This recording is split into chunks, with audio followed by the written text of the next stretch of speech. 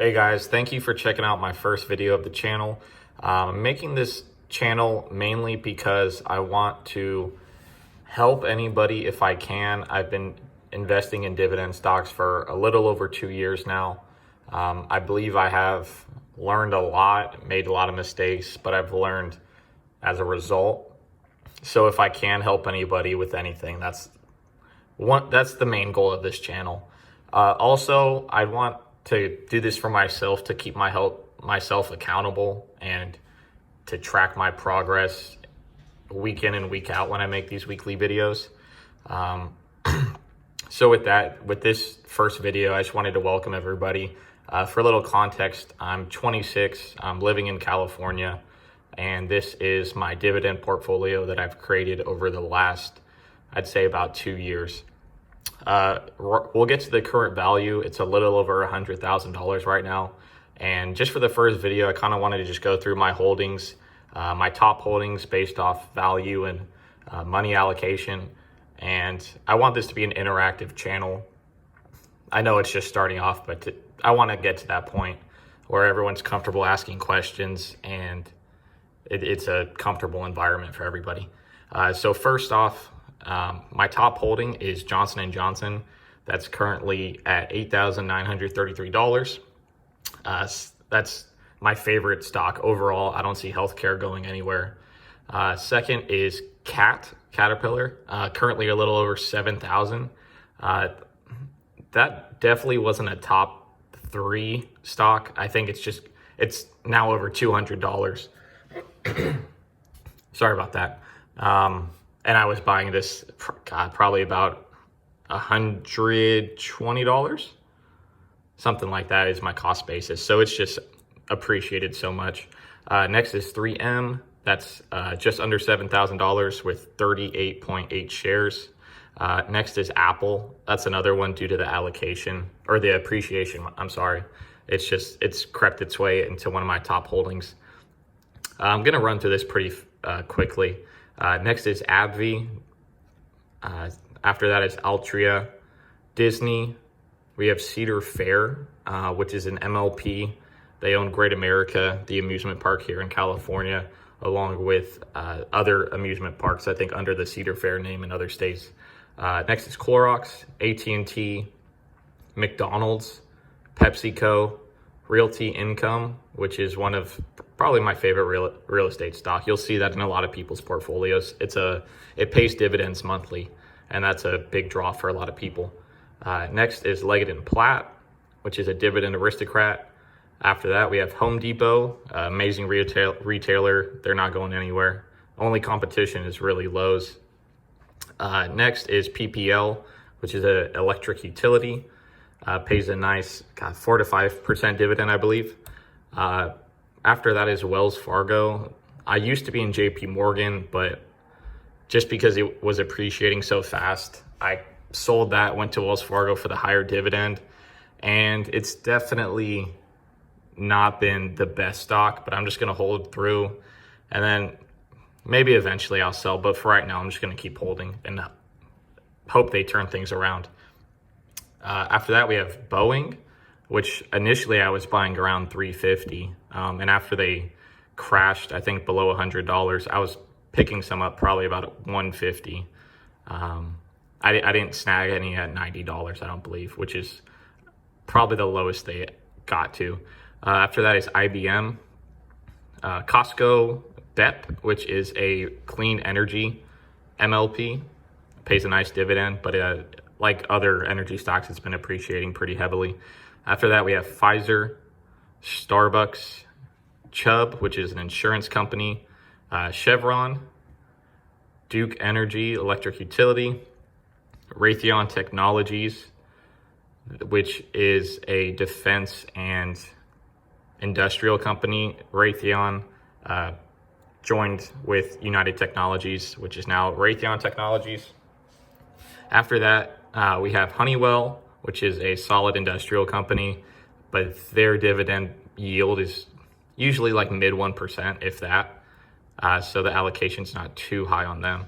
After that, we have ExxonMobil. I do have 4 oil companies that I like to keep around 0.5% of my portfolio in each. So my overall allocation of oil is only 2%, because I know oil is a necessity, but I like to lean more towards clean energy for sure. After Exxon, we have Waste Management. Then we have Microsoft, Visa, some lower yield ones there. Royal Dutch Shell, another oil and gas.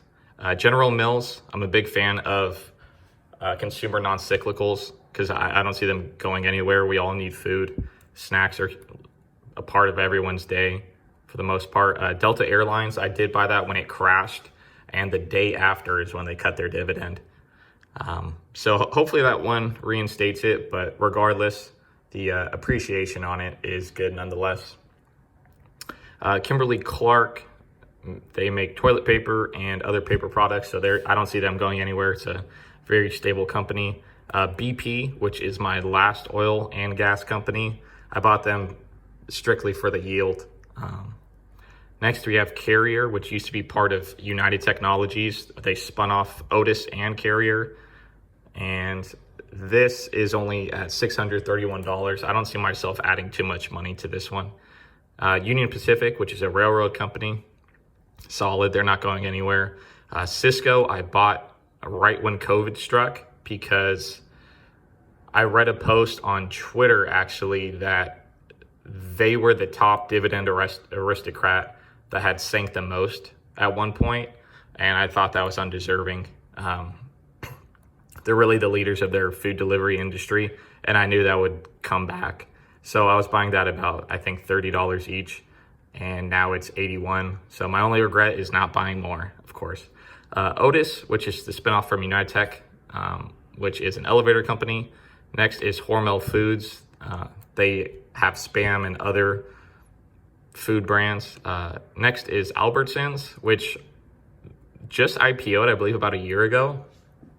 I bought them because they have Safeway as one of their store brands, and that's my local grocery store, and every time I go, it's packed, and I think it's a solid, stable investment.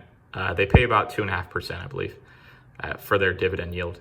After that, we have NextEra Energy, which is the leading clean and renewable energy company in the world, I believe. Next is Southern Company, which is a very popular electric utility. After that, we have Merck, very well-known healthcare company. If you've seen a trend, it's healthcare, renewable energy, and a little bit of tech, but I like non-cyclicals, definitely. Stuff that's very stable, not going to go away. Get my 3% yield overall, ideally, and just keep things going. This is a very non-stressful way to invest where you can sleep well at night. You're not really worried about whether Tesla is going to go up 200% or if it's going to crash tomorrow. Like, there's not a lot of guessing involved in this, and that's why I like it. It's the slow way to get rich, and that's all I need. And I believe that's the highlight of dividend investing, just getting constant money every month, not having to do anything, and it snowballs. And that's the beauty of dividend investing. So back to this, just to finish it off, Unilever makes Dove soap and other beauty products. I have one share of Nike that I bought around $70, I believe, and then right after, it just appreciated, and it's almost doubled since then. So I really haven't been looking to put much into that. Next, we have Procter and Gamble, which is about the same thing. I bought it maybe around $100, probably a little over, and then it's actually not too high right now, but I know right after I bought it, it appreciated like crazy, so I kind of stayed away, but I'll definitely be looking to add more to that. After that, we have Verizon, which pays a very nice dividend, which is the main reason I have it. I don't see it going anywhere at all. And next, Campbell, which I hope to make. All these stocks on the bottom here are going to be about a 1% allocation, ideally in the future. These are ones I just need to build. As you can see, I have $85 in Philip Morris, $13 in Beatrice, which was a spinoff, so we won't really count that. Campbell Soup, I have $91. So these are all that I really need to get up to that $1,000 mark. So that's the goal. Yeah, so after Campbell was Philip Morris. It's a very controversial stock. I bought it because obviously the dividend's very nice. And Viatris, which was a spinoff of Pfizer. So as you can see, the total of this portfolio is $109,708.40. Day loss, not very important, $37.50. Overall, I'm up 17% with a $16,000 gain. Again, I'm probably going to be doing this every week. And in addition to that, I'll be making videos about the top stocks I'm investing in or buying more shares of, or where I see as good buys.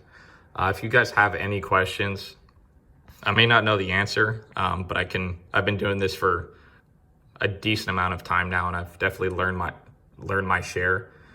So if you have any questions, just throw it in the comments and I'll try to do my best to help. But if you enjoy this type of content, I'm going to be uploading ideally multiple times a week, if not definitely every single week. And I really appreciate you guys watching. The video quality is going to get better. The videos are going to get better. I just wanted to get this first video out. So it's not something I procrastinate on. And I kind of just want to get this channel going. So again, I really appreciate you guys watching, and stay tuned for the next one. Thank you.